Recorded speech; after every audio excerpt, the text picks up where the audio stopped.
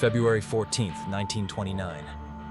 Chicago is shrouded in winter fog, but inside a warehouse on North Clark Street, something unforgettable is about to unfold.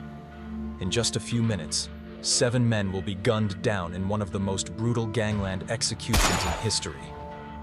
Who were they? Who killed them? And why has no one been held accountable to this day? Was it Al Capone's order, or was someone else eliminating the competition? Me.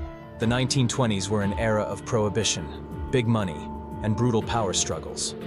Chicago was divided between 2 powerful factions, Al Capone's gang and Bugs Moran's crew.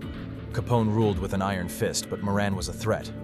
When people began calling Moran the man who wasn't afraid of Capone, the infamous mob boss decided to take action.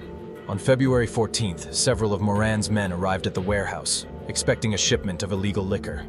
They had no idea they were walking into a death trap. 4 men dressed as police officers stormed in and lined the gangsters up against the wall. Moments later, the gunfire erupted. At the time, Al Capone was in Florida with an airtight alibi. However, many believe his men carried out the massacre on his orders. Some point to Jack "Machine Gun" McGurn, one of Capone's most ruthless enforcers.